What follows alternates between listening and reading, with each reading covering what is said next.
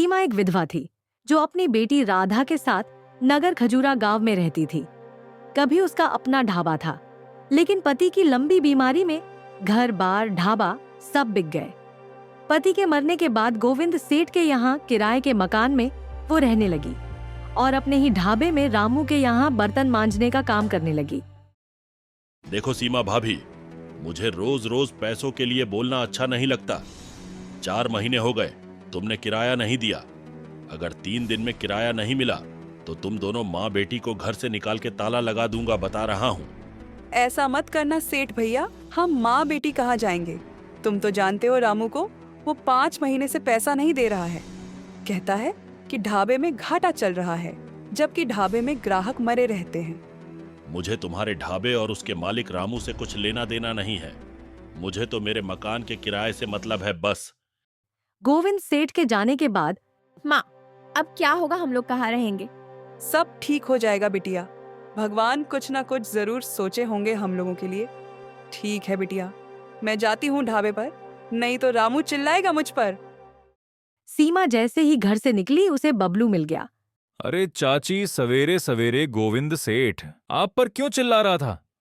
अरे 4 महीने से मकान का किराया नहीं दिया है, इसलिए बोला कि अगर 3 दिन में पैसा नहीं मिला तो घर से निकाल देगा। घर का खर्च तो जैसे तैसे चल रहा है, पता नहीं कैसे चुकाएंगे। अगर आप कहो तो मैं आपकी मदद कर सकता हूँ। अरे समय मुझे पैसों की सख्त जरूरत है, कहीं से मुझे पैसे दिला दो तो बहुत मेहरबानी होगी। ठीक है, मैं धनपाल सिंह से बात कर शाम को पैसे दिलवा दूंगा। सीमा वहां से ढाबे पर पहुंचती है। आओ भाभी, आओ, बहुत जल्दी आ गई। आराम से आती, इतनी जल्दी क्या थी? अरे रामू भैया, देखो ना, सुबह सुबह गोविंद सेठ मकान मालिक आकर बोलने लगा कि 3 दिन में अगर 4 महीने का किराया नहीं दिया तो वो ताला लगा देंगे। अरे, तो आप मेरे ढाबे में ताला लगाने में क्यों झूठी हो? आधे ग्राहक तो चले गए। ताला मैं क्यों लगवाऊंगी? बता, तुमने मेरा 5 महीने का वेतन नहीं दिया है, जिस कारण मेरे घर पर ताला लगने की नौबत आ गई है। मुझे मेरे पैसे दे दो, मुझे नहीं करना तुम्हारे पास कोई काम। अरे भाभी, तू तो बुरा मान गई, ले लेना पैसे। मैं कौन सा भागा जा रहा हूँ? अरे आप तो अपने घर के आदमी हो, चलो थोड़े से बर्तन है उसे मांज दो। मुझे नहीं काम करना, तुम्हारे यहाँ मुझे मेरा पैसा दो। शाम में आकर अपना पैसा ले जाना। सीमा वहां से चली जाती है। इधर बबलू धनपाल सिंह से मिलकर सीमा के खेत वाली जमीन, जिस पर धनपाल सिंह की नजर कई दिनों से थी, के बदले 50,000 रुपए कर्ज दिलवाता है। देखो भाभी, ऐसा है कि बबलू ने बताया है कि आप बहुत मुसीबत में हो, तो मैंने सोचा कि तुम्हारी मदद कर दूं। तुम्हारे खेत वाली जमीन के बदले तुम्हें 50,000 रुपए दे सकता हूँ। ठीक है, अभी मैं कुछ बोलने की स्थिति में नहीं हूँ। 20,000 गोविंद सेठ के और 10,000 रुपए बनिए का कुल 30,000 रुपए मुझे तत्काल चाहिए। ठीक है, तो ये लो, पूरे 50,000 रुपए जमीन का कागज दे दो। ये जमीन हमारे पूर्वजों की अंतिम संपत्ति थी। राधा के बाबूजी की बीमारी में भी मैंने इसे नहीं बेचा, लेकिन आज हम इस गांव में पूरी तरह से किराएदार हो गए। सीमा भारी मन से पैसा लेकर वहां से घर चली आती है। ये लो गोविंद सेठ, अपना किराया का पैसा, 4 महीने का बकाया और 2 महीने का एडवांस, कुल 30,000 रुपए। इसकी क्या जरूरत थी? मैंने तो ऐसे ही कहा था कि ताला लगा दूंगा। वैसी बात नहीं है सेठ, मुझे खुद खराब लगता था। तभी राधा आकर बोलती है। माँ, पंडित जी आए हैं। सीमा पंडित जी के पास पहुंचकर, प्रणाम पंडित जी, कहिए कैसे आना हुआ? राधा, जा कुछ पंडित जी के लिए खाने को ले आ। अरे नहीं नहीं, वो मैंने सुना कि तुमने अपनी जमीन धनापाल सिंह को बेच दी है और वो उस पर शराब का कारखाना खोलने वाला है। हाँ पंडित जी, आपने बिल्कुल सही सुना है। क्या करती, बहुत सारे कर्ज हो गए थे। गोविंद सेठ का भी मकान का किराया 4 महीने से नहीं दिया था। ऊपर से रामू के यहाँ मैंने काम भी छोड़ दिया। परंतु तुम अब करोगी क्या? लीजिए पंडित चाचा, आलू के पराठे खाइए। वो क्या है ना, घर में सिर्फ आलू ही थे। अरे बेटी, इसकी क्या जरूरत थी? मैं तो बस यही हालचाल पूछने आ गया था। हम गरीबों से जो बन पड़ा वही खिलाएंगे पंडित जी। अरे बाप रे, इतना स्वादिष्ट आलू पराठा मैंने जीवन में अभी तक नहीं खाया। राधा, क्या तूने अपने हाथों से पराठे बनाए हैं? हाँ, क्यों? सीमा, राधा के हाथों में इतना अच्छा हुनर है। मैं तो कहता हूँ कि आलू पराठे की दुकान खोल लो। इतना अच्छा हुनर रखते हुए दूसरे के ढाबे पर काम करना कहाँ की अक्लमंदी है। ठीक है पंडित जी, कुछ पैसे बचे हैं, हम आलू पराठे की ही दुकान खोलेंगे। ठीक है बेटी, अब मैं चलता हूँ। कल पूर्णिमा है, अच्छा दिन है। मैं तो कहता हूँ कि भगवान का नाम लेकर कल से ही दुकान शुरू कर दो। सीमा रामू के ढाबे पर जाकर हिसाब कर अपना 5 महीने का पैसा भी ले आती है। उधर बबलू नंदू चोर से बातें कर रहा होता है। देख नंदू, तुम्हें एक बात बता रहा हूं, मैंने सीमा भाभी की जमीन बिकवाई है। अभी उसके पास जमीन के बहुत से पैसे पड़े हुए हैं। तुम चाहो तो हाथ साफ कर सकते हो, लेकिन चोरी का 40% मेरा होगा। हाँ, अरे ठीक है बबलू, अगर तुम्हारी बात सही निकली तो मैं 40 नहीं पूरे 50 दूंगा तुम्हें।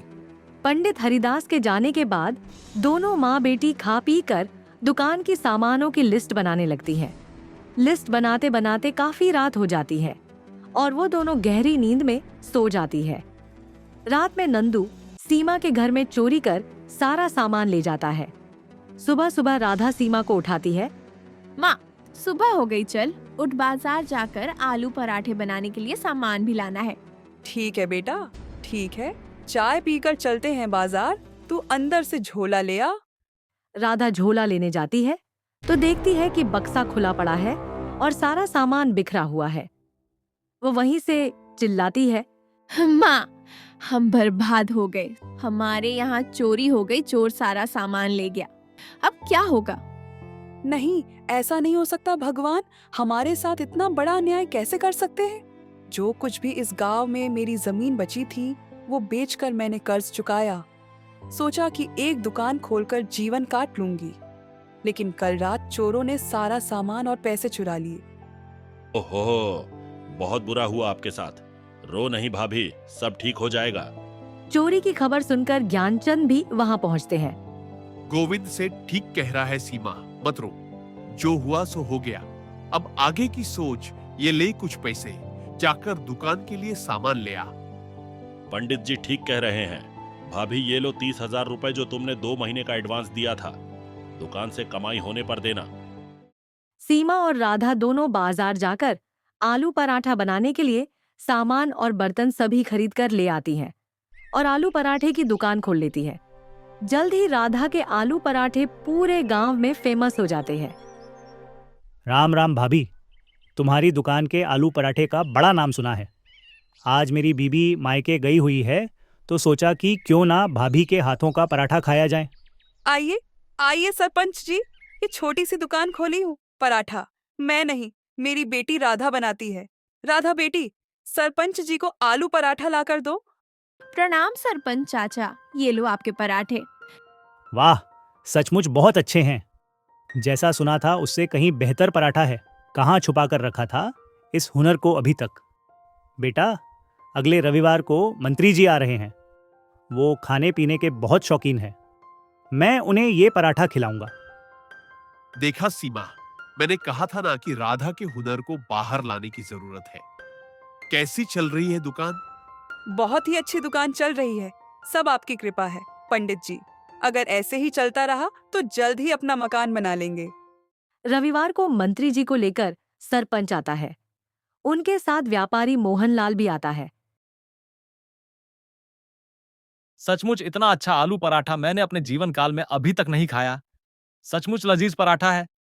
सीमा भाभी, आप हमें पराठे का मसाला बना कर दो, हम उसे पैकेट में बंद कर बाजार में सप्लाई करेंगे। जरूर, मैं कल से ही आलू पराठे का मसाला शहर भिजवा दूंगी। कसम झूलेलाल की, पूरे मार्केट में आग लग जाएगी। जब से आलू पराठे की दुकान खोली है, मेरी दुकान ही बंद हो गई है। मुझे किसी तरह पराठे की दुकान बंद करवानी है। मेरा नाम है बबलू, पैसे के लिए कुछ भी करेगा। ठीक है, ये ले 50,000 रुपए एडवांस। कल ये पराठा मुझे दुकान में नजर नहीं आना चाहिए। आज रात को दुकान का काम तमाम हो जाएगा। रात में बबलू पराठा दुकान में आग लगा देता है। सारी दुकान जलकर खाक हो जाती है। सीमा और राधा दोनों माँ बेटी खूब रोती हैं। धर्मेंद्र सरपंच मंत्री जी को कहकर स्पेशल जांच बिठवाता है। जल्दी पुलिस बबलू और रामू को पकड़कर जेल में बंद कर देती है। कोई बात नहीं भाभी, ये लो 5 लाख रुपए एडवांस। फिर से एक शानदार आलू पराठा दुकान यहाँ और शहर में एक साथ खोलनी है। सेठ जी, मैं आपका ये उपकार जिंदगी भर नहीं भूलूंगी। अरे भाभी, उपकार कैसा? 7 दिनों में ये पैसे मैं आलू पराठा बेचकर कमा लूंगा। व्यापारी हूँ, बिना मुनाफे का एक भी पैसा इन्वेस्ट नहीं करता यार। जल्द ही पूरे देश में आलू पराठे का पैकिंग मसाला और पराठा फेमस हो जाता है। सीमा का नगर खजूरा गांव में सबसे बड़ा और खूबसूरत बंगला होता है।